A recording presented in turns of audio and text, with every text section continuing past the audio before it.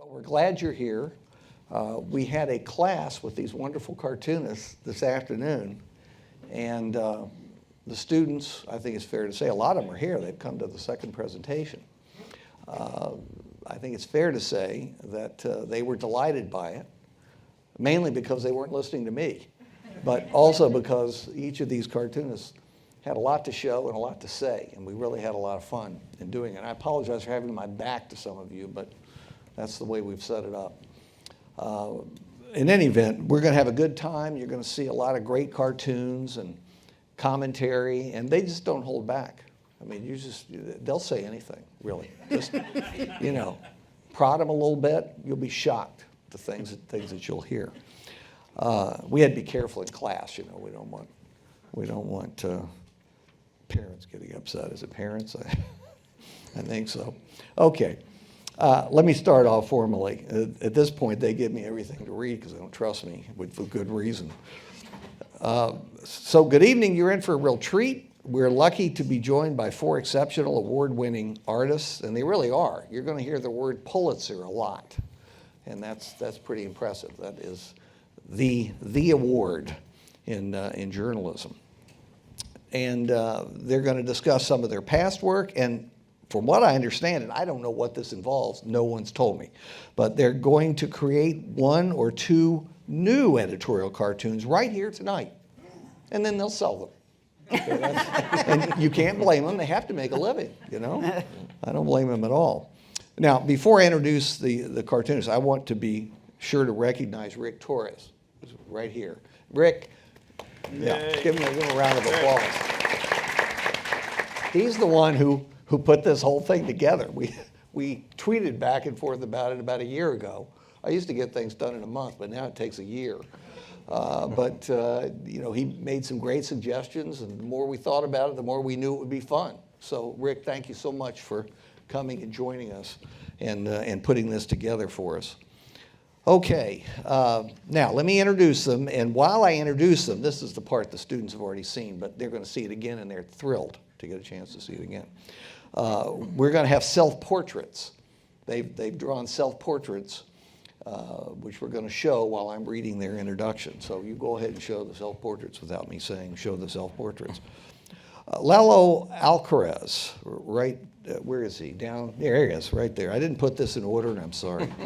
2-time Pulitzer finalist, as well as Emmy-nominated writer and producer, Emmy-nominated writer and producer. He's one of the country's first syndicated Latino cartoonists, and last year he won, and you all who are older will remember this name as I do, he won the Herblock Prize. And Herblock was, for many decades, the cartoonist for the Washington Post, and I think probably the best-known cartoonist in America. Yes, Paul Conrad, you mentioned him earlier, and Bill Maudlin. We all remember, of a certain age, you remember the Bill Maudlin cartoon after the Kennedy assassination with the Lincoln Memorial, and Lincoln had his head in his hands and so on. And that's just one, but I'm saying I remember that even growing up, and I remember Herblock in the 50s always drawing. I don't think he liked Nixon. That's my evaluation of it while I was a kid. But he would always draw Nixon climbing out of the sewer with a 5 o'clock shadow. And I put those 2 things together. I mean, I was bright when I was young, and I said, I don't think he likes this guy. And then when Nixon won in 1968, you see I've got Nixon's the one. This is an original. This is an original, but Nixon's the one because it's very bipartisan. The Republicans love it because it reminds them of Nixon's victory in 1968. The Democrats love it because it answered the question, who's responsible for Watergate? So everybody's happy with it. That's why I bring everybody together. But when Nixon was elected, he drew a beautiful cartoon with Nixon shaved and saying, to every new president, I give a free shave. That was a very nice thing to do. Anyway, so the Herblock Prize, top award for editorial cartooning, and they noted his passion, dedication, and brilliance in covering civil rights and other issues affecting U.S. Latinos. Next, Darren Bell, and we got his self-portrait up there. He won the Pulitzer Prize in 2019. He was, in 2019, the first African American to ever win the award for political cartoons, which I mentioned earlier. Those of us who grew up in the 50s and 60s remember everybody saying, gee, won't it be nice when we don't have to say, this is the first time that, an African American or black citizen won this, that, or the other. And now we're in the third decade of the 21st century, and we're still saying it. So you figure that out on your own, whether that's good, bad, or indifferent. Darren is also the creator of the comic strip Candorville. Among many other awards, and I love this one, he was the 2015 recipient of the Robert F. Kennedy Award for Excellence in Journalism. He's also the author of the graphic memoir. I don't know what that even means, but don't tell them. Just tell them it's full of sex and violence. You'll want to pick it up immediately. The Talk, and it launches in June, so you can get an early copy and get into the sex and violence. Because I know that's why people look at things, right? There is some, see? I guessed correctly. All right. You can pre-order the book on all major book sites, or even better, support one of our great independent local bookstores, which we all should do more of instead of ordering from Amazon all the time. And I mean that. I don't like Amazon. I hate Facebook too, but you don't care about that. Okay, now, Ann Telnace, and let's see her. I love this portrait. It's very sly. Don't you think? It's revealing. It's very revealing. Now, she's an editorial cartoonist for the Washington Post. She won the Pulitzer Prize in 2001 for her print cartoons. And also the National Cartoonist Society's Reuben Award for Outstanding Cartoonist of the Year in 2016. Great material in 2016. She was awarded the International Carlson Award in 2021 and again got nominated for a Pulitzer last year for illustrated reporting and cartooning. Hey Larry, it's not breaking news, but Ann is the present winner of the Her Block Award. Ah. And I know because I was a judge on it.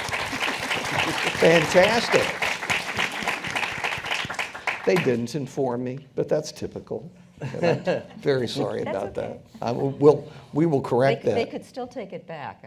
No, no. Since we announced it, they can't do it. All these people applauded, so we'll send them the tape. Now we have Matt Worker here, and I know some of you have seen his work.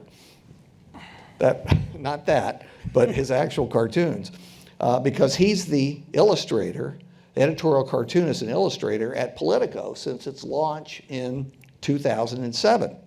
In 2009, he was a finalist for the Pulitzer Prize, and in 2012, he won the Pulitzer Prize for editorial cartooning, and that was Politico's first Pulitzer win. And I hope you've used that for a lot of salary increases, Matt. I did. Okay, It worked. It works for a long time, absolutely. His work has also appeared in publications ranging from the Washington Post, LA Times, New York Times, among many others. Okay, let me just open with a few images. And as we do that, I'm going to ask each of you to talk about your cartoon on the screen. We have a screen right here. And why isn't he in manacles? When we talk about Trump getting in manacles tomorrow, this guy deserves definitely to be in manacles. I'm very disappointed. This guy deserves a prize for his creativity. In He line. should be a writer.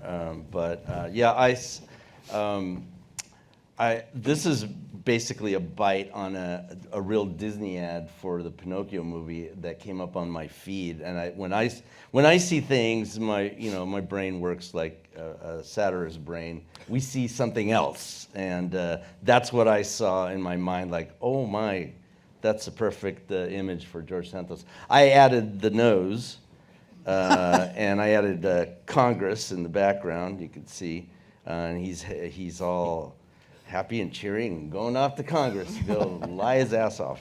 And he did a lot of that before he got there. Oh yeah, You know, he's a machine. and you think he'll do some writing? Because they say some of the best writing is done in prison. Just wondering. Okay, I love that one, and maybe we should send it to him. Yeah, I tagged him with it on Twitter. So. Oh, did you tag him with it? Well, I don't think he reads, but anyway. Speaking of liars, so many people compare Trump to Nixon. I think it's so unfair to Nixon. I mean, Nixon was really smart. But people do it nonetheless. Matt, I love this cartoon of what Nixon would have been like in the Twitter age. You say he might have survived with Twitter. He definitely would have survived with Fox News. But Fox News and Twitter, he would have served a third term. Yeah. Believe me. Yeah. Go ahead. Go through these. Well, this is just, having fun with one of political cartoonist's favorite characters, Richard Nixon, so any opportunity to draw Tricky Dick is always fun. And, I mean, we were talking about this afternoon in the class. I mean, Nixon had tapes, and they were secret, right? And the thing with Trump that was kind of amazing was that he skipped the secret part and the tape part, and he just went on Twitter at, any hour of the day and shared whatever he was thinking. So it was one of those cartoons that I woke up in the morning thinking, oh, I know exactly what I'm drawing today. There's only one mistake here. Oh, no. No, there is. There's a mistake. Nixon's tweeting himself. He would have had Rosemary Woods up all night. she would have been stretching. And only a few. Okay, how many people would, here know who thank Rosemary goodness a few Woods of you was? remember. Yeah, exactly. It's great having some older people in the audience, 'cause when I tell jokes like that in class, they just fall completely flat, and I feel like a fool. So thank you very much for laughing. All right, but anyway, you got to go through the individual parts of this. I'm talking to the audience, but there's some great ones in there. All right, now I want to turn to some of the defining issues that have been front and center in the news. And I'm going to try to move quickly so we can get to as many of these cartoons as possible. I'm just going to mention the topic, and each of you will respond to your cartoon. The first topic is January the 6th.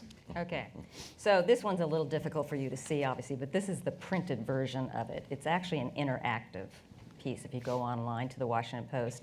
And if you hover over each, well, actually, if you scroll down, it'll bring up each character and give the description that they had to write in the print. So what I basically wanted to do, and I pitched it to the Post, I said, the anniversary of January 6th is coming up, and I want to do a who's who. Now, I didn't get everybody. I didn't have Jeannie Thomas in here because she wasn't in the news at this point. But I got a lot of them. And I have to say, this was a lot of fun to do, but it took a really long time. It was basically working through Christmas and New Year's on this one, but it was up on January 6, 2022, so 1 year afterwards. Oh, I was going to say, if it was 2021, you've got a crystal ball. And I'd like to borrow it. Well, that's a great one. We'll have to go online. Yeah, go online. It's a lot of fun to do. Ones. Yeah. That's fantastic. Oh, wow, Darren. Well, yes. Hey, I recognize that guy from August of 2017. Yeah. Well, I guess you don't remember. there was the pipe bomber, and then there were the other two. There was the guy who shot up the synagogue, and the one who went to, I think it was a Walmart, I think. He found the first black people he could see and shot them. And Trump always has plausible deniability. He never tells anyone, go out and shoot people. But when you describe people as vermin, when you say they're invading your country, it's gonna lead to violence, inevitably. And so that's what I was thinking. That's quite a dance. Mm-hmm. That's quite a dance. I don't see the Confederate flag, though. That would have been useful. I should have, yeah. I'm just a suggestion. You I'm should've- available you for should've been my consulting.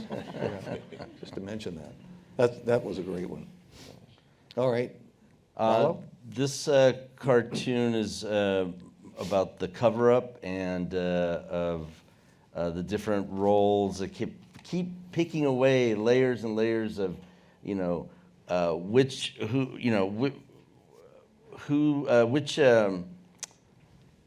government arm has the evidence of missing texts, and so it was kind of a pun on they're literally taking away texts from the investigation of the cover-up, and if you put that together, that's the coup.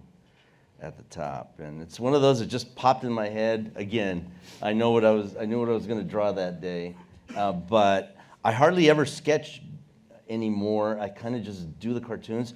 This one kicked my butt, and it took me 2 days to get the idea right. Like my little slow brain was like, there's a joke with coup and cover up now. Get on it, you know. Yeah, it drives me crazy because you sit there and you know that there's like a really great solution and there's all these different ways to solve it. Yeah. It's great. Well, it's very accurate. That's for sure. Okay, good. Now, who's next? Ooh. Darren. This was after the summer of protests.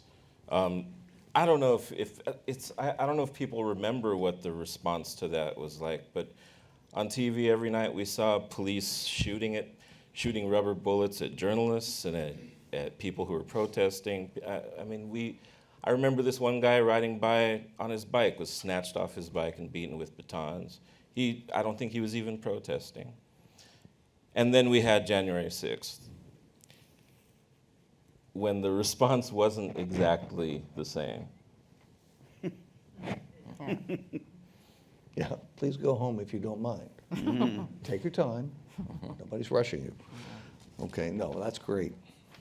All right, now we've got, the next topic is COVID-19 pandemic.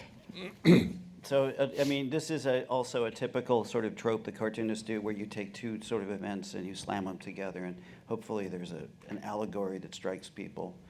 I love cartoons like this because the connection, there's like a little gap that you put in there for people. It's like a spark on a spark plug.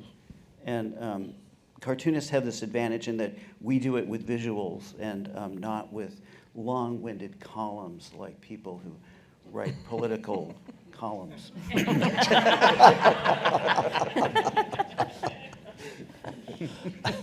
And later, we'll have to cover what you all said at class about the difference between a cartoon that grabs people and an editorial or a column that has 400, 500, 600 words in it that a handful of people read if you're lucky. I mean, really, that's the truth. Well, in the history of cartoons, they go back. We've been around for 300-400 years, and originally, some of the first, what you would call political cartoons, were done during the Protestant Reformation. And way back then, there was a way to communicate with people that were illiterate. A lot of the population was illiterate, but you could do mean pictures of the Pope with horns, and everybody kind of understood that, oh, we're going to take them on and all that stuff. And in a certain sense, the modern cartoonists, we're doing the same thing. And the thing we're dealing with isn't so much illiteracy, it's short attention spans. So in the era of the short attention span, if you can create an image that conveys something literally in a few seconds, it's a great advantage when you're trying to get people to stop the scroll. The attention span isn't that short. What's next? Okay. Who's next? I can't see. Is it Darren? Yeah. Yeah, Go for it. This was the very start, the very start of the pandemic. It's pretty self-explanatory. I mean, it was starting to break out everywhere, and he, I guess, put on his scientist hat and said, no, it's fine, it's contained, it's no big deal. And shoot up a little bleach and you'll be just fine. Yeah. We'll remember that one. And this is one of those. We were talking about tropes. Every once in a while, I'll try to come up with an Orwellian image. When a leader is just blatantly lying, and people are choosing to believe him. Well, that's very Orwellian, no question about it. Ignorance is strength. I've seen that so many times. Yeah. That was a joke. They're getting tired of mine too. I am. Okay, now let's go to, is this Ann? Yes. Yeah. Yeah. So, if anybody remembers in the beginning when Trump first was running for president and when he first became president, our news media didn't do a really good job about holding him account. They thought he was funny. They would laugh. I remember watching journalists basically giggle through interviews with him. And it's usually the editorial cartoonists that are the ones looking for laughs. And after a while, I kind of started thinking, you know, I almost feel like I need to report here. So when he started talking about COVID and saying all this stuff like, nothing's going on, we're fine, it's all going to be fine, I just finally went back and I looked for all these quotes throughout the months in the beginning of COVID, and I started writing them down. And I mean, I had editors checking this. I mean, I was basically doing the job of a reporter on this one. And, you know, I just feel like editorial cartoonists kind of needed to do that during the Trump administration, is we kind of needed to once in a while show, you know, what was really going on, even though we're the cartoonists. So that's where this one came from. And these are all quotes. They're all quotes. Yeah. And this one is about, as Matt was saying, sometimes we combine two things, the book bannings and, of course, our continuous school shootings. And I thought, we're so upset about books and offensive words and, you know, nudity and profanity. And I'm on both sides. You know, people, you know, they banning To Kill a Mockingbird, which is one of my favorite books from high school, and Mouse, which is a wonderful graphic novel. And they're so worried about that, but guns and violence and sex on TV, nobody really cares about. So sometimes you want to show the two opposite topics. And anything on school shootings, unfortunately, Yeah. will never go out of style. Yeah. You can recycle parts of it. Okay. Darren. This should be self-explanatory, this one. I got tired of drawing cartoons about school shootings. They're just happening so often. And I, you know, I felt like this is the cause. We learn a little bit about the Second Amendment, we ignore half of it, and you know, a little knowledge is a dangerous thing. When it comes to the Second Amendment, a little knowledge is a fatal thing. That's for sure. You know, the other day, and I retweeted this, but I had forgotten that former Chief Justice Warren Burger, who in his day was very, very conservative. You remember, he was appointed by Reagan as Chief Justice. He was appointed, I believe, yes, by Nixon to the court, and then Reagan as Chief Justice. And after he retired, in a long interview with C-SPAN, he shocked the interviewer by saying the biggest fraud in our country is the current interpretation of the Second Amendment. And then he said everything that you would associate with gun control groups. And I was, again, I'd forgotten about it, and it was stunning. And so I retweeted it. You can take a look at it or Google it. You know, it was on C-SPAN in 1991. But that's why I say you're right about we only know a little bit. This Okay, one's, Matt? that's one of mine. The gun thing is really hard, just like Darren was saying. I mean, one of the dangers with cartooning is that we often will trivialize things by making it funny, and then there's certain topics where you just can't and you shouldn't. But this one's just sort of dealing with the sort of the background culture in the media, in movies, in video games, and things like that. Is it any wonder that boys grow up and have a strange fixation with military weaponry? Well, a lot of the gun groups say that. The pro-Second Amendment groups say that. I mean, there's Yeah. some truth in the arguments being made Yeah, on each yeah. side. This one, that's pretty big. Wow, not bad. That is very big. And this is playing around, again, with taking two topics and smashing them together. So this is, maybe we should build a wall. In fact, the rest of the world would like to build a wall around us, make it bulletproof. Well, the heck with them. I'm offended by that as an American. Okay, anyway. All right, Lalo. Yes, this is a cartoon about immigration, and it's one of my tropes. I think I've second to myself drawing immigration, the immigrants crossing sign, which used to be down at the border.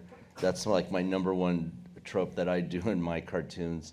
Secondly are holiday immigration cartoons involving Jesus, and the Holy Family. And this one is no different. It's about Title 42, the Trump era immigration rule. Did they call it the Stay in Mexico rule? I think they do. Yeah, I think so. Yeah, and they're blocking asylum. And the Republicans are happy about it because it makes.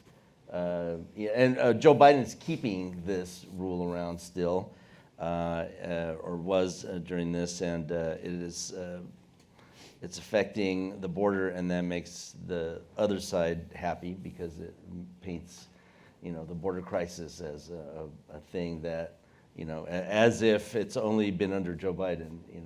The border has been in crisis because Americans won't fix the immigration system. Well, this is kind of appropriate in the week prior to Easter.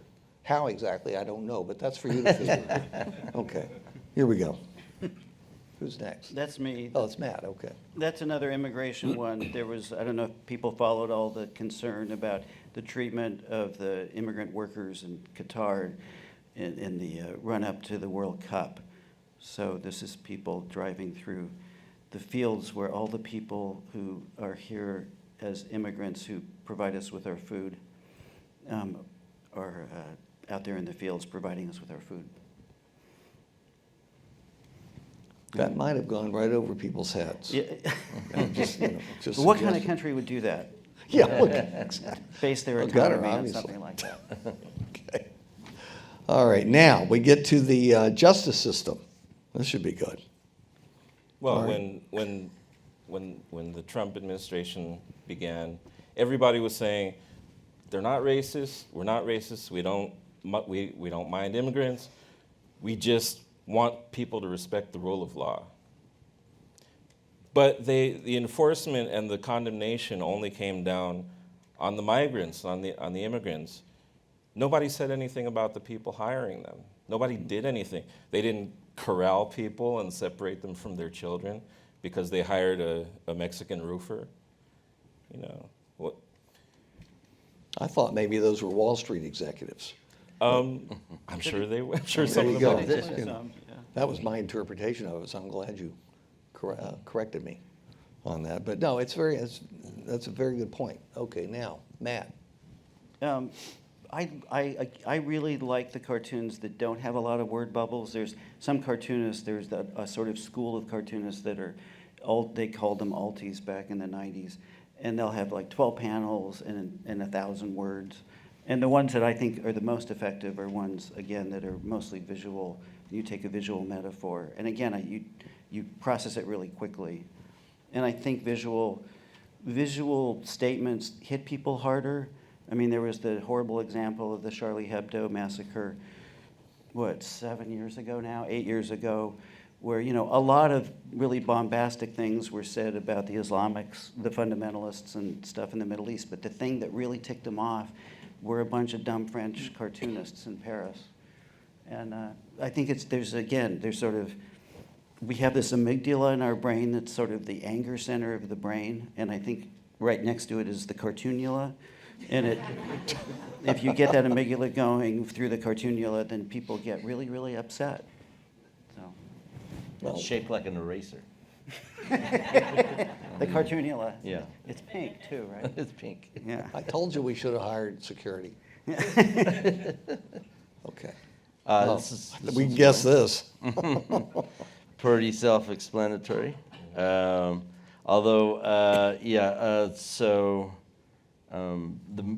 main comment I get on this one is, oh, you should draw this, you should add, this member of the Supreme Court or that member of the Supreme Court to this lying list. But it's really this lineup of liars, but it's about their claims that they were not going to touch Roe v. Wade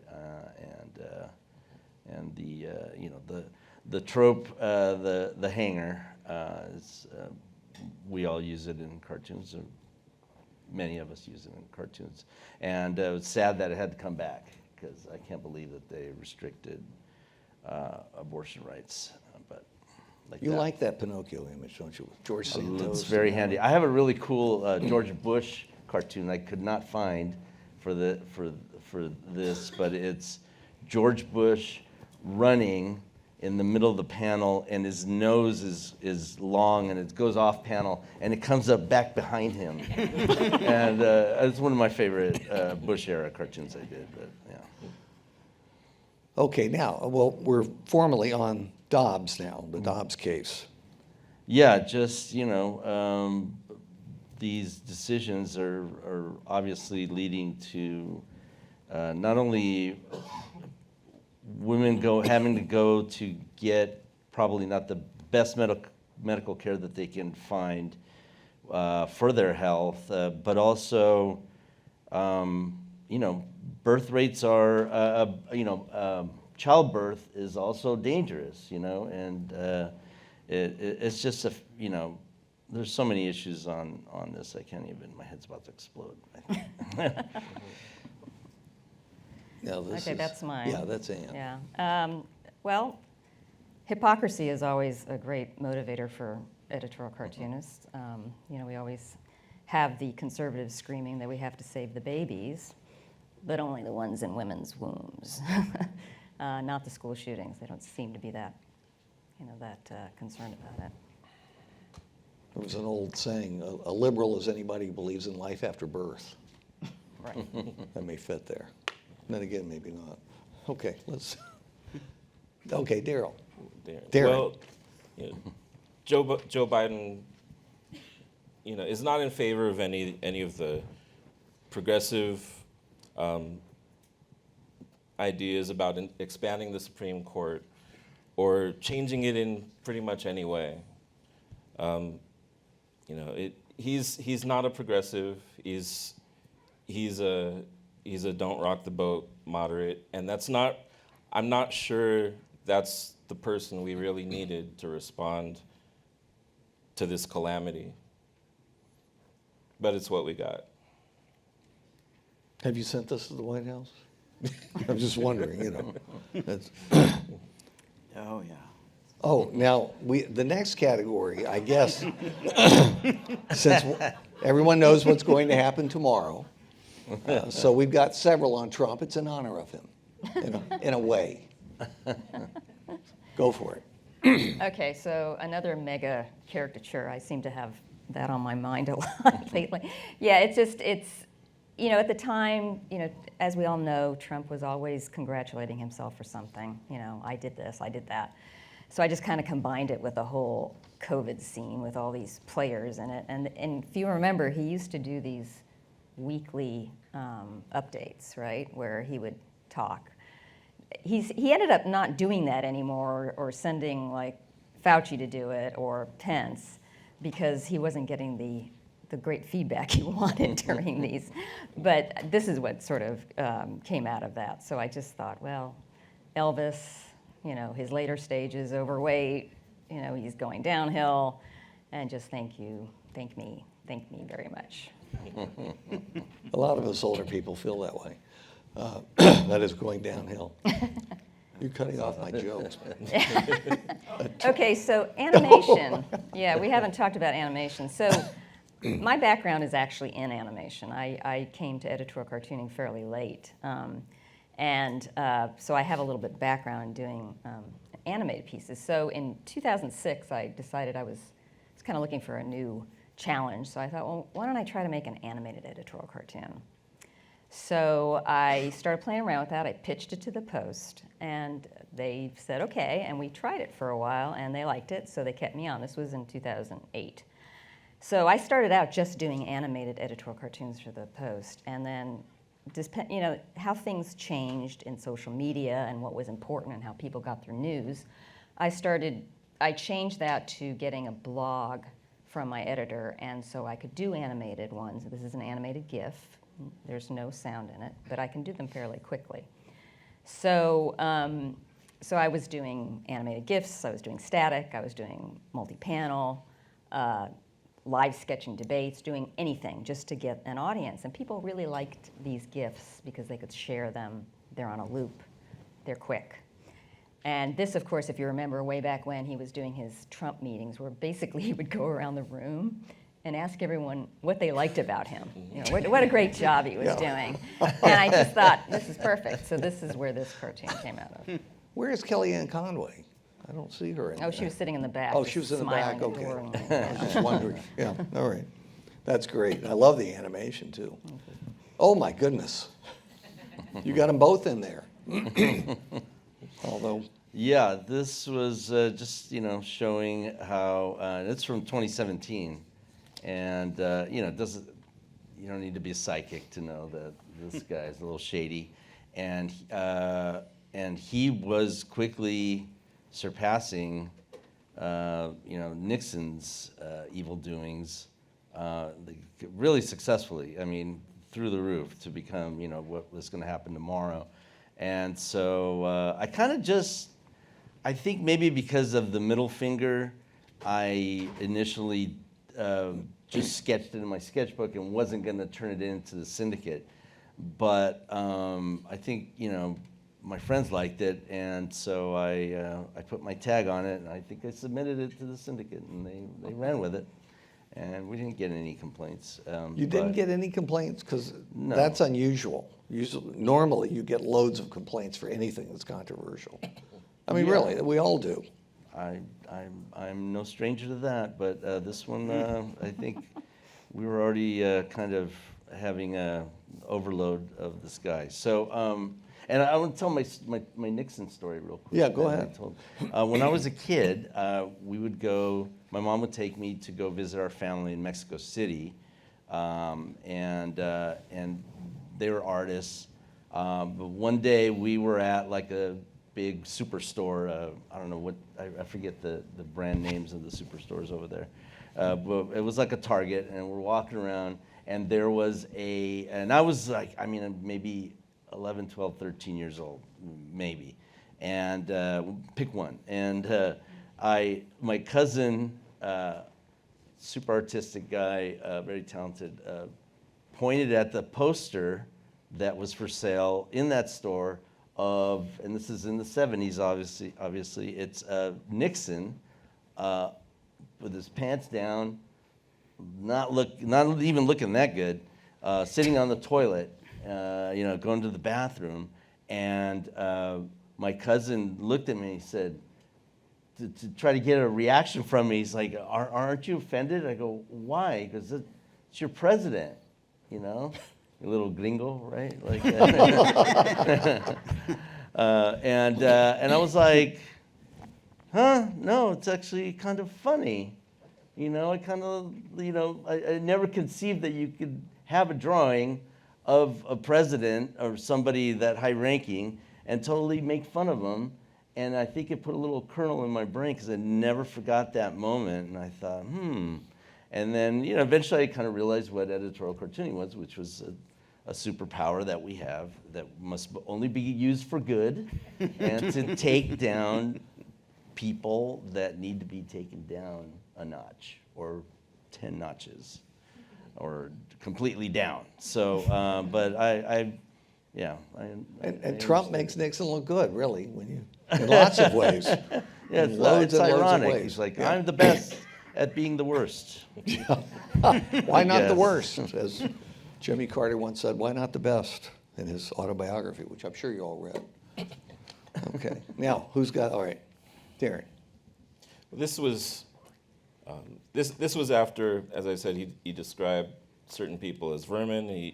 His S-hole countries comment, his separation of babies from their parents, and a lot of other things that did not make sense in the America that I thought we lived in. And then it occurred to me it would make perfect sense in a different America. So when you think of him as the president of that America, it all makes sense. Well, it makes sense to us in Charlottesville because that's what we remember. Right. I didn't mention that. Yeah, I know you didn't mention it, but I did. Yeah. So, anyway, that's a very interesting cartoon, breaking apart the usual seal. And here's another one. That's T for Trump, no doubt. What's he doing there? He's pushing He's pushing the slider down. He's dimming the light. It's not all the way down, so there's some hope. That's the first optimistic thing you said. Right. I mean, the next guy could come and just lift it back up. All right, what do we got? Now, we're going to get some questions in a minute, so I hope you all are thinking about what you want to ask. Okay, so now we're at Putin. So you've probably seen the seen the photograph of Putin riding that poor little horse. The cartoonists use that quite often, and usually without his shirt on. So this was the time in the news where the forcing of the young Russians to join the military started, and also the whole thing about voting, which there's no free elections in Russia. So I just thought I'd put him on his characteristic horse and his shirtless, manly body, and said, "Remind me again, are you escorting me to the polls or suggesting I join the military?" But I hope the Russians didn't see that. I don't know. Seriously, you know what happens. Watch That's your right. computer. You fall out of windows. Yeah, well, you fall out of windows or the computer is hacked. All right, who's this? This That's is Matt. me. This is making a comment about sort of the state of journalism in America these days. I work for an online publication, Politico, that is actually, even though we're digital and we're very forward-thinking about using the digital world to share our journalism, we're a really old-fashioned news organization. I usually start out when I talk publicly to point out that the cartoons are my opinion and my opinion alone, and don't represent Politico as a company because of this idea of free speech and stuff. But the rest of Politico, the news side of Politico, does this old-fashioned thing where we fact-check, and editors, pick through a thing really closely and make sure that it's verifiable. But we're living in this different era, and it's not just the Fox News and what Rupert Murdoch has done to sort of the division between news and opinion, not just him, but he's the king of it. But we're also just living in this world where there's just all of this extra information, misinformation, disinformation pouring in, and it seemed like the metaphor of the dam that generates news, useful energy, is being inundated, and the question is, will the dam hold? It broke a long time ago, but anyway, Yeah, yeah, I see your point. yeah. Oh, More plumbing. this was again a cartoon I saw in my head, and I thought, it'd be neat. It's kind of do it like a dry New Yorker style, because so I just did it in black and white, and it's got a little caption, and then there's a little, the FBI is obviously at Mar-a-Lago, and there's a small nuclear explosion coming out of the toilet. And that's when they were talking about they had classified nuclear documents, possibly, where the speculation was rampant on what he was stashing, right? And so... And he was known to discard information That's in the right. toilet. I The do- toilet I- was overflowing in the White House because he stuffed too many things into it. And the Like Secret he- Service had to fix it. We can't make this stuff up, man. And I had drawn one with Trump's face as the golden toilet, and I got so many messages from people like, dude, that's disturbing, man. And so I think I refrained from drawing him like that anymore because people were like really grossed out. It was like the toilet was gonna get you, But anyway. Okay, this Yeah, is explain mine. this one since I Yeah. totally screwed it up in class. Yeah, it's not about the price of eggs. I did it. Now, It's true. this is after, the document discovery at Mar-a-Lago, and then soon afterwards, we found out that Joe Biden actually had some as well at his residence. So I thought, well, egg on his face, pretty simple, visual metaphor. And see, I got it wrong. So And it you got wasn't it so totally simple. wrong. Totally Well, wrong. I guess I failed. See, well, I'm just saying you recycle it. See, you use it for something else. Inflation's still high. Europe. I'm up again. This was it's pretty self-explanatory. I think it's the Republican Party play on I Have a Dream, the I Have a Dream speech, MLK, and it's there noted there on the calendar, and it's MLK Jr. Day, and the bad dream is that black people are voting. Does that happen? I heard it's a Yeah, thing. Okay, yeah. I was just wondering. Trying to lighten things up here a little bit. Oh, God, this is a really wordy one. I could read it, but you can read it. You can read it out there. Sometimes the screens are too small. I don't think, can people read that? Yeah, okay. In the good. back. It's an eye test, sorry. Can we take a vote on which one leads to? 'Cause This was a- drumming is really good, I think. This is a cartoon that goes back to, it was 2009, 2010, Occupy Wall Street. And it was just, it was a moment where the country was in recession, people were upset, worried, mad, and the right wing went off and started the Tea Party, which basically was a project to take over the Republican Party. And the left went and occupied a bunch of parks and made big puppets and had drum circles and stuff like that. And it's sort of in hindsight, you kind of wonder if the forces of the Occupy Wall Street movement had decided, no, we're going to go take over a political party and grab some real levers of power, things could have turned out somewhat differently. That was great. And from what I understand, Matt and Lalo are going to actually draw a cartoon while we watch. We And I don't start- know what it's about or what they're doing. And that scares me. But life is like that. Here, we're supposed to be mirroring here.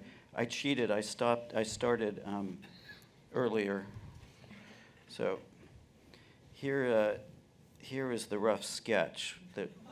So this is also how I got through college, by the way. How? You lots mean of- you lots sold of- them or No, lots of you doodling. sat in class I and sat did in this? class and I doodled. That's but what I my didn't have students I do. didn't That's have exactly. an iPad. So I started with this. That's what you all do. We were watching the news this afternoon and Trump going to New York and stuff like that. And one of the things that I liked drawing Trump in the beginning was, with apologies to Maurice Sendak, it was, you know, the book Where the Wild Things Are? So he was like, he was the really great wild thing. And so this is, I was thinking, this is where, you know, the end of the book, the wild rumpus comes to an end. And is it Sam? What's the name of the kid? Max. Max leaves the island. So I'm going to keep doing this. I'm going to keep coloring a little bit. But You always draw him so cute. is he cute? He's got horns, Anne. No, I mean, no, yeah. it's too cute. He's cute and They're round. glued on. It's so obvious. Yeah, Just glued on. yeah. So I was having a bad signal that's not letting me log on. Let Can me you just get the try it. mirroring? Oh, wait. Yeah, Yeah. mirroring. Oops, damn it. It's that, and There's that, then office, it tells me. office, office. Oh, office. Office. Hit it again. Oh, Jesus. We all recognize that, right? he's got it. There you are. I'm in the middle of drawing this where it's actually, I cheated too. It's an uncompleted idea I had, and it was after the Nashville shooting. Again, I too am sick of drawing cartoons about mass shootings, and I think all cartoonists are. But this was, the idea is little boy going off to school, a bunch of targets everywhere. It's a very sketchy little boy here. And the mom and dad are Uncle Sam and the Statue of Liberty, which is kind of a little trope in cartoons, sometimes using Uncle Sam. But I view them as, you know, mom and dad, and they both have semi-automatic weapons, you know. But you have to Who imagine. doesn't? Yeah. Who doesn't? You have to imagine the Statue of Liberty. with automatic weapons. So still working on that. All right, we're going to switch to the other one. Are you working on I'm, separate I'm ones? still working, but All we right, could go to well, questions. well, let's take a question Yeah. while they're working. Okay, yes, back here. New York is famous. Is this on? It's not on. Yeah, we can hear you if you talk loud enough. Is it on now? No. New York is famous for ticker tape parades. And so I'm wondering about the Trump parade tomorrow, his indictment. Is that going to be, two-part question. First, is that going to be a ticker tape parade? And second, whether or not it's a ticker tape parade, will I be able to see a political cartoon about Trump's parade to his indictment? Perhaps throwing confetti from the back of a vehicle? There you go, guys. Perhaps Not bad, as he's- not bad. See? Not bad. Perhaps as he's parading Not- down the street. So you're saying we can- Nancy Pelosi is up in a window and confetti, just throwing confetti wildly. Do you want a percentage of the take? I mean, is that's I want to very see. detailed. I want to see a cartoon from one of these guys. Okay. Well, you'll get I think you're going to get a lot of them, would be my guess. There will be a lot. Classified Documents. document confetti. Files. That's good. I like That's that. really good. That's terrific. Will Hillary be there? Throwing confetti. Cheering at home, watching TV. That would be He's my gonna have guess. a giant glass of wine. Anyway, let's take, that was a good suggestion. If others of you have suggestions for cartoons that they can create and sell, and let them know. Yes, ma'am. Are there, first of all, I'm thrilled that you guys exist. Thank you. Is there a conservative counterpart to you that I've never seen because I probably wouldn't read those? There are Yeah. conservative cartoonists, not as many, but there are, like Mike Ramirez is one, Scott Stantis. Scott Stannis in Chicago, Mike Lester in Crazyland, and who else? There's a really good publication you can subscribe to called Counterpoint, and their model is they'll email you a pair of cartoons every day, and there's a left view and a right view. Are they powerful or do they, I mean, you guys really resonate. Do they resonate with an audience? They're lame. They're just really lame. No, Mike Ramirez is a two-time Pulitzer winner. Yeah, I've heard Yeah. Yeah, no, and he's a very talented cartoonist. Mike And- Ramirez also was the finalist under Anne for this year's Her Black. Her And Block. we don't agree on anything, Yeah. but we both like each other and admire each other and don't try to kill each other. Do you all I- communicate among yourselves and other I was going to cartoonists? say I don't talk politics with Mike Ramirez Yeah. because it could lead to a fist fight. We actually, there's such a thing as the American Association of Editorial Cartoonists. It's about 60 years old. And we get together once a year, and it includes the conservative cartoonists. And there's a lot of mutual respect and, Yeah. and camaraderie in Yeah. general. We all like to drink. Yeah. And Ramirez plays in the band. What does he play? He plays in a band? Yeah, at the last National Cartoonist Society convention, he was there. Oh, wow. He was, I think, playing guitar or something, and all the lefties were dancing to it. Did you all know Jeff McNally, who was I did a not. friend and was a really good editorial Oh, no, we know, cartoonist? he's a legend. Yeah, Yeah, okay. yeah. I grew up reading his work, Yeah. but yeah. He's He's fabulous. unfortunately deceased, but he was Yeah. a terrific cartoonist for the Richmond News Leader, Yeah. Yeah. which is also now dead, unfortunately. Yes. So I wanted to ask you all about the process of coming to a caricature. Like Ms. Telnez, I know the frog-faced McConnell is like what is one of my favorites, but is it how do y'all frog sort of face. come to this this almost consensus in regards to characters like Obama with big ears, Trump with a Am I- massive am I wig or getting tiny it? hands? Does this come as just seeing each other's work, or do you individually choose something and run with it over the course of a tenure? That's a good question. You're the master caricaturist. You go. Well, okay, well, people that were in the class are going to hear this again. I don't really look at caricatures as big ears and big noses. I look at them after I get to know the person. Trump is kind of interesting because I've had more than one reader tell me that I have now morphed him into a giant mouth bass. Which is true, and I'm not really, it's not Cool. like I planned that. Trump has been very strange for me because if you go back and see my first ones, and they change almost weekly. And I think it's just, I'm just reacting to him, what he's saying. But, everybody, I think, in the beginning of a presidency, regardless of who it is, you're trying to get your bearings. You're trying to figure out what he's like and what you're going after.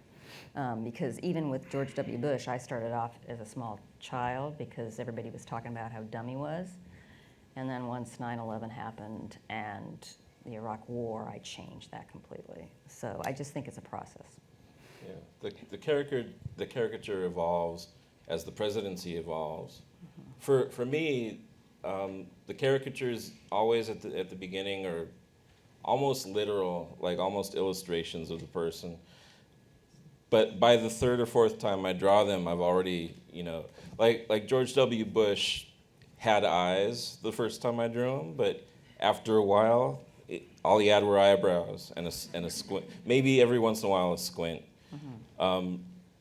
Trump looked like Trump when I started, and yet to me, that didn't really feel like Trump. Eventually, I started drawing the Joker and just coloring him like Trump, and that was it. It was perfect. That's a good Bush. That is a good Bush. It's really interesting because, like Darren's saying, there's a conversation that starts with the cartoonists, and then we just massacre the poor person's face. And, with Obama, it was like we pulled out his ears. And same with, I really overdid his ears here, sorry. But we eventually settle on kind of a simple symbol that really doesn't physically resemble them, but it still works. And then by the 6-month mark of a new presidency, there's this little icon, and you could just scribble it. I mean, Reagan, Tom Tolles, who was at the Post, his Reagan was just like 5 lines. It was just this little icon, like crazy hair and a few wrinkles, and it was a perfect Reagan. And even Gary Trudeau, who does multi-panel, his George Bush was just, was it George Bush or was it Feather? Cheney? No, I'm talking about George W. Bush. Was it the? Was it a cowboy hat? But there was a waffle. He used a waffle. He basically skipped the character. Yeah, he skipped Yeah. he just did the little. He but totally but it whipped out. worked. People knew what it was, Wasn't the waffle Bill Clinton? I could be wrong. I could be wrong. That's it. Ro- The yeah. Roman helmet. Yeah. Right. Exactly. Yeah. I think the feather was that his father? Or quail. It was. Dan Or quail. Quail. Yeah. Oh, okay. But I mean, that's Quail. a very effective way of doing a caricature without doing actual features on someone. And the key is that people get it. Right. Exactly. I used to draw him as a chimp. There was something. I'm not chimpy. allowed to do chimps anymore. No, chimps. There's one over there. Yes, Hello? Okay. I'll get you next. He's asking a question, and you go right to you after him. Yes, it's over at the library. He's the master. Mm. Probably the running of the altar boys. Do you remember that one? Yeah. No, Oliphant is another legend. I actually wrote a piece for the Columbia Journalism Review about him, about his art. Because everybody knows what a fantastic editorial cartoonist he is, but I have an art background, and his drawings are just masterpieces. I mean, he really knows how to draw. He's just an amazing draftsperson, and the combination of that and his editorial comments are just incredible. He's really a master. All right, let me go to the gentleman over Okay, here. thank you. I'm a political cartoonist from Nigeria, in Yay! Africa. Yeah, thank you so much for your presentation. Well, we don't really have this, level of freedom as cartoonists, as political cartoonists in, most of Africa countries. And I was wondering, even with this level of freedom, satirizing the president, the power brokers, and the society, and all that, do you have a kind of line personally that you don't cross as cartoonists? If you do, what are they? And if you don't, why? Thank you. Well, we do have lines because we have editors. I mean, editors, I mean, I was a freelancer for a long time before I started with the Post, and I never had an editor. I mean, I was syndicated, so editors didn't have to print what I had, but I didn't have lines. But since I've been with the Post, I've had quite a few killed, depending on, and one was during Charlottesville, because my What editor, was killed? You got to tell us. well, it involved Nazi symbolism, which in the beginning, the Post wouldn't do those kind of things. They didn't want to kind of incite things. So I wasn't able to do that cartoon. A personal line, we're professionals. We think about these kind of things. But at the same time, we have to push. We have to push. That's our language. So I'd say we don't tend to criticize people's individual religious beliefs, but I have no problem criticizing the Catholic Church when they insert themselves into politics. Then I think that's okay. We don't criticize the children of politicians, but we can criticize the politicians' actions. So yes, there are lines, but I think it depends a lot on your editor, if you have one. You say the politicians' children, but what about, I can think of a couple from the Trump administration. Young children. Young children. Young Okay. children. Yeah, adult children are fair game. Yeah. Especially if they work in the White In the House. White House, and we're paying for their salaries, yeah.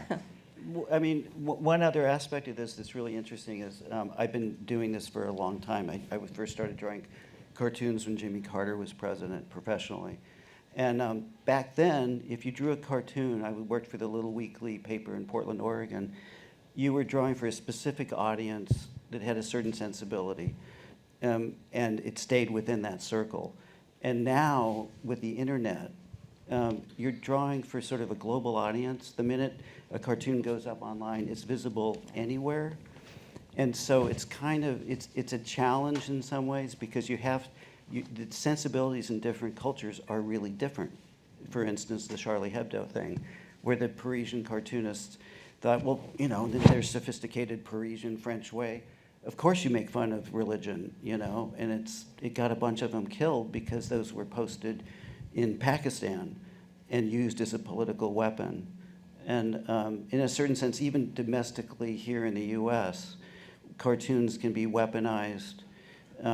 Back to the thing about drawing politicians and children. Like Ann did this brilliant cartoon when Ted Cruz was using his kids in a campaign commercial at the holidays. And it was a great political satire, but Cruz used it back home in Texas to fundraise.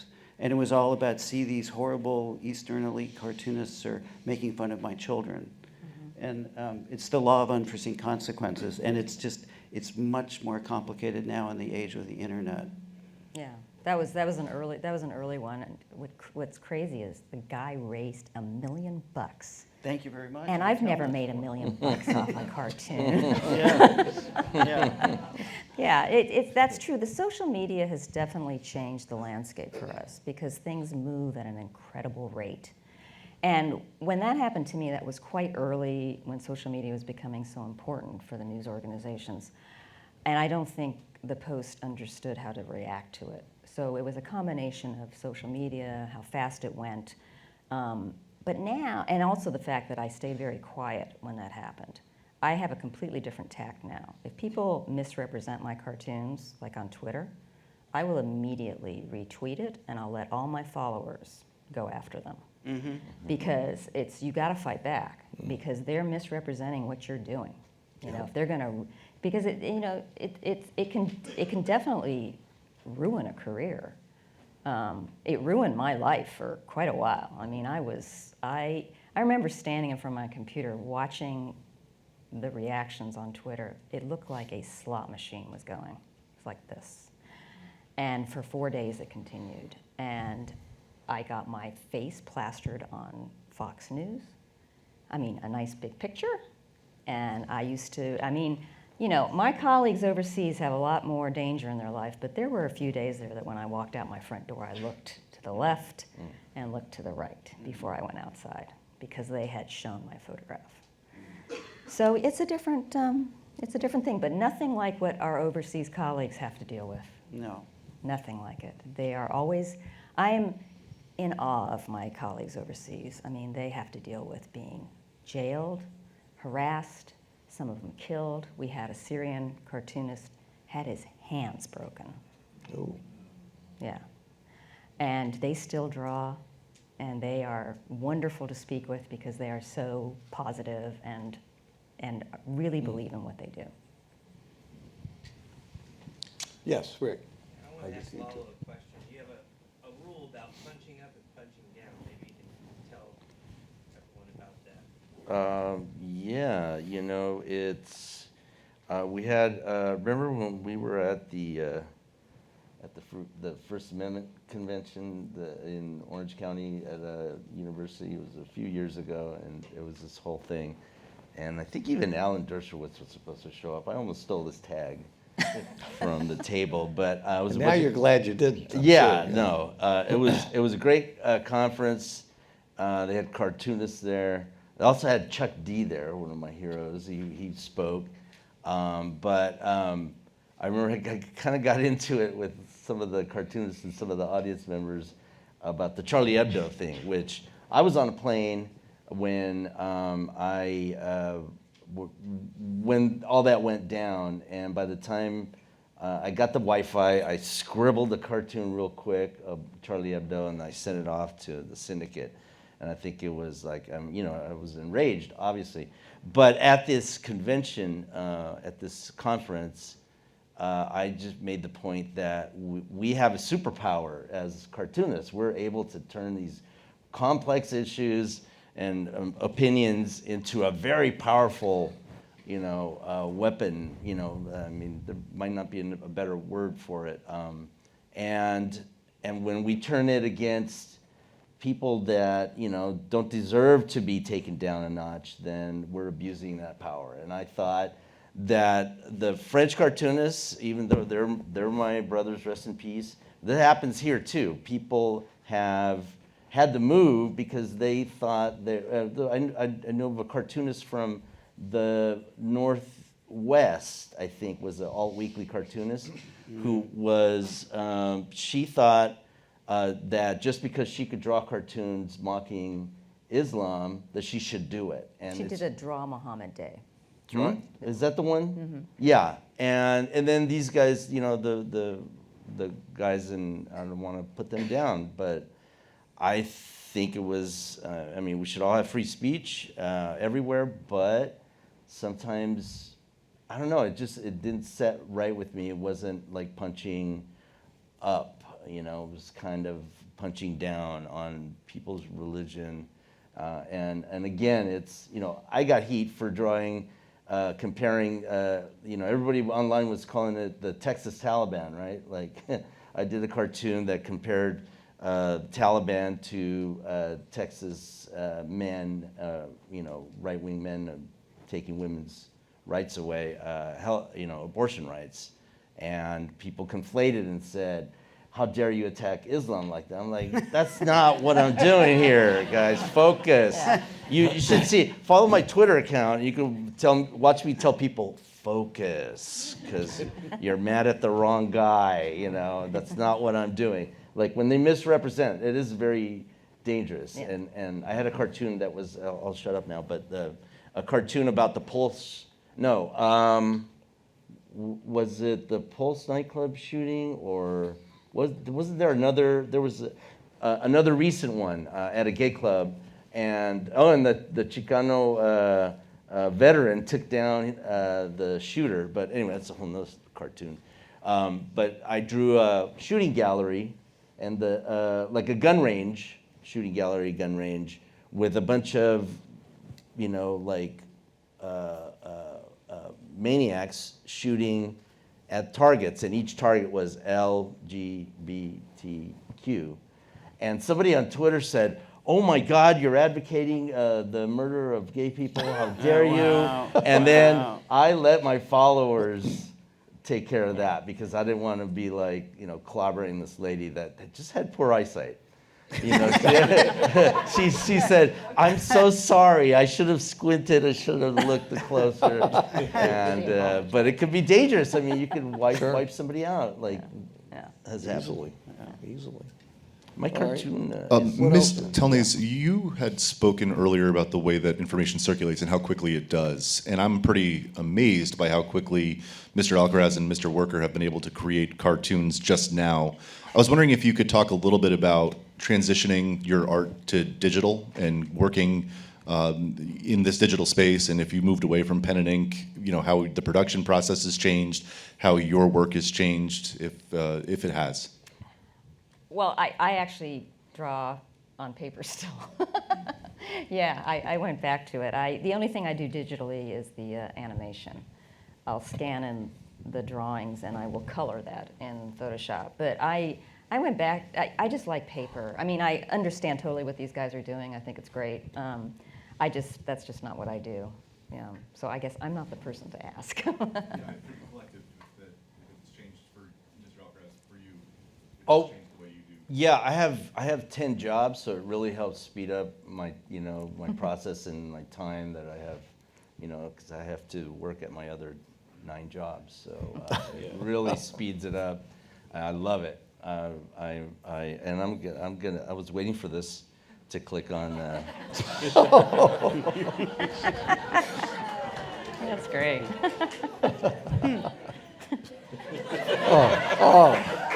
Just in case, I don't want anybody to misinterpret it.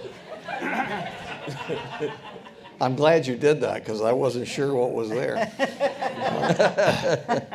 And this is my recent one I did on that, but it's really look at how sexy. Oh, God. Now, that's the pillow salesman. And that's the one I did eventually. That's better. Good crystal ball. Hey, look, I got to ask you all this, just listening to these questions. Not a comment on Biden's presidency or whether you like it or dislike it or think he's done great things or not, but he's got to be tough to draw. He's kind of boring. Nothing stands out. I guess the aviator glasses saves you, but that's tough, isn't it, to Yeah. come up with something that's funny and identifiable. Yeah. Yeah. I'm just sorry. I just steal everybody else's character. It is hard. It's tough. He's not bombastic. He's pretty stiff. There's not much to him. Be careful, that can be taken out of context. There's a Yeah, this gentleman. Oh, I'm sorry. Who have you got next? Okay, then you can come down to this gentleman. Go ahead. Hi. Sorry. I was just wondering, what do you think the future of political cartoons looks like? It's a horrible question. There'll probably be more animation involved in it, especially because apps are coming out that'll probably allow you to just type in what you want your animation to do. So you could probably upload your drawing, use AI to type in, have this guy do this, have this element do that, and it'll do it in just a few seconds. I think that's what it's going to look like. Which And is and cheating, AI by the will way. come up with- Yeah. Yeah. Well, just get GP Chat to Exactly. draw them, right? Well, I mean, to be serious, I teach a class once a week about editorial cartooning at my old animation school where I went. And I can tell you that most of these young people are doing like multi-panel graphic essay types. So I think it's because everybody reads graphic novels that are young, right? And they just are kind of drawn to that. I mean, these are animators, and they don't even like to animate, so they're not even doing their final in animation. So I think it's multi-panel stuff that you're going to see more of than a single panel, which is the traditional way for editorial cartooning. No, I agree with you that it's cheating. I'm not sure younger generations will see it that way. That's right. It could Like, be. I mean, I know people probably think what I work on the iPad. I work 100% digitally, and I still draw every stroke. I choose all the colors.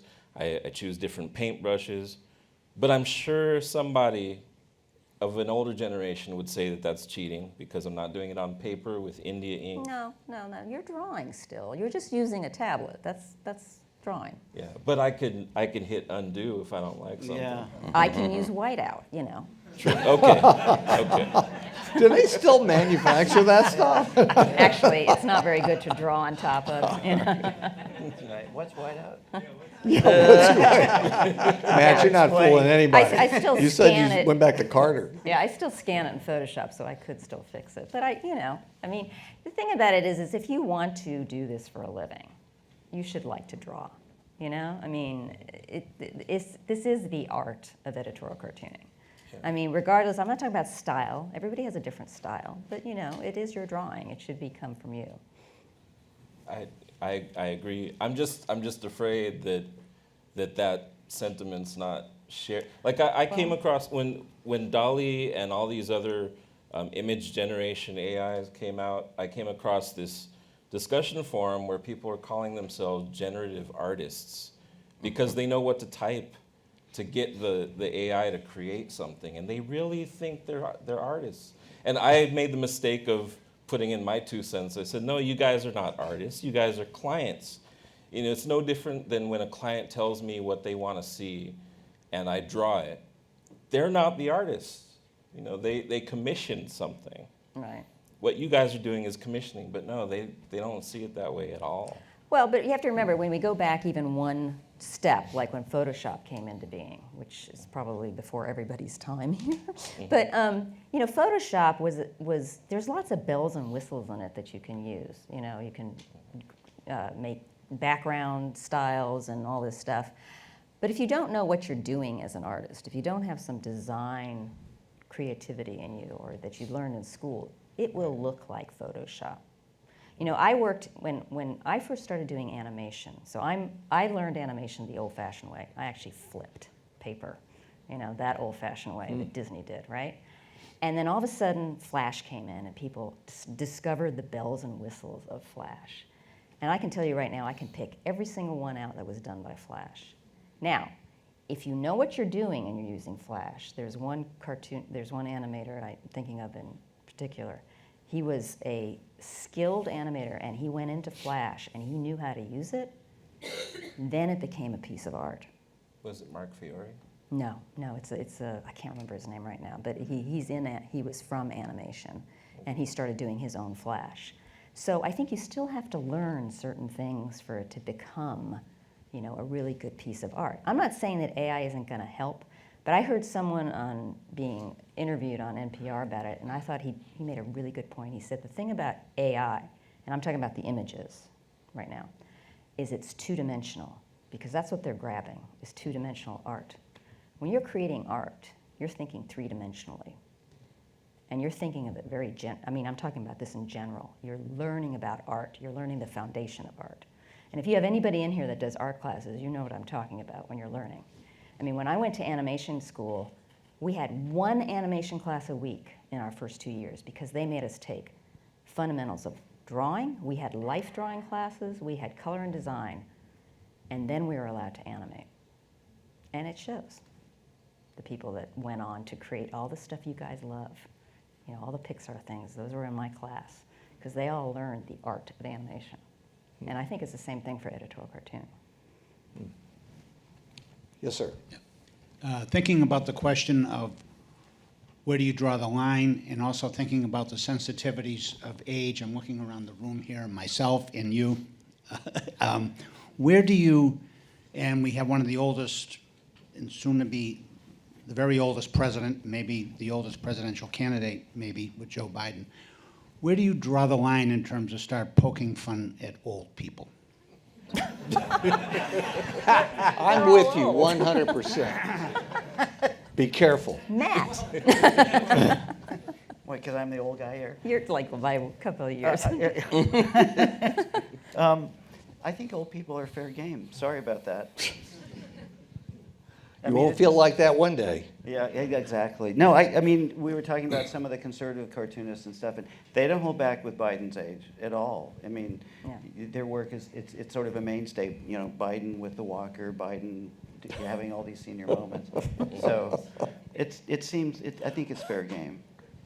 Yeah, can I say, when I was editorial cartoonist, when I was my college editorial cartoonist at San Diego State, my editor, who was kind of Republican, it was the 80s, and everybody was Republican in San Diego, and I'm from there, so he told me, "You can't draw Ronald Reagan like he's some kind of a drooling idiot." And I'm like, I just did. It just ran, you know. I'm going to keep doing it, you know. And we kind of knew something was wrong back then. So lots of things are fair game. I'm sorry. If you got the nuclear football, Yeah. it's kind of fair game. That's reasonable. Presidents are always different. They're in a different category. We've got just a few minutes left, and if there's no other urgent question, I want to see, is there? Oh, we do? I'm sorry. Go ahead. Oh, Nestor, go ahead. Thank you guys so much for your time. I was in the class too, so it's a pleasure seeing you guys both times during the day.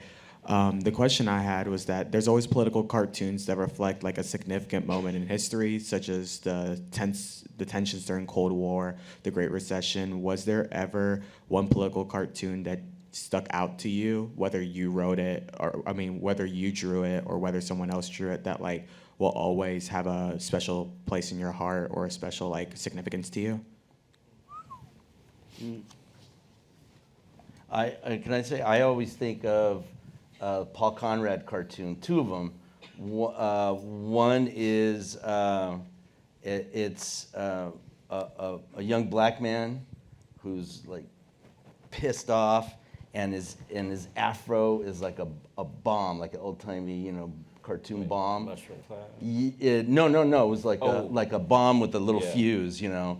And I thought, wow, that's an amazing cartoon. What was the year? What was the context? I mean, I think it was Mid-60s. mid-60s, Oh, 60s. yeah. Yeah. And it just said everything. That's one cartoon. And then the famous Conrad unpublished cartoon with it's the Republican elephant doing the Democratic donkey, and it was something like, "This is like the political system. That's all," you know. And it's. I wish we hadn't finished on that. Tough to get out of your head. Sorry, folks at home. Well, we don't have to actually finish on that. I think, and I do not like obit cartoons. I tend to not do them. But the Malden cartoon of the weeping Lincoln statue is probably the one that When JFK was assassinated. When JFK was assassinated, it was just an amazing cartoon. Not only because of the image and the message, but from what I've read, he basically did it in like 2 hours. They held the, because when was he assassinated? At what time? Friday noon, and it was that night. And he had that to get did it in Yeah. before the print went to presses, and he called his editor and said, "Hold it, and I'm going to do one," and he drew that. Now, there's a man that has incredible drawing skills, because that is a solid drawing, besides a great message. That one always sticks in my Google head. it. You'll never forget it once you see it. Yeah. Well, look, I think this has been one of the most fun panels we've ever had. I mean, the competition for that isn't that great, but Stop drawing.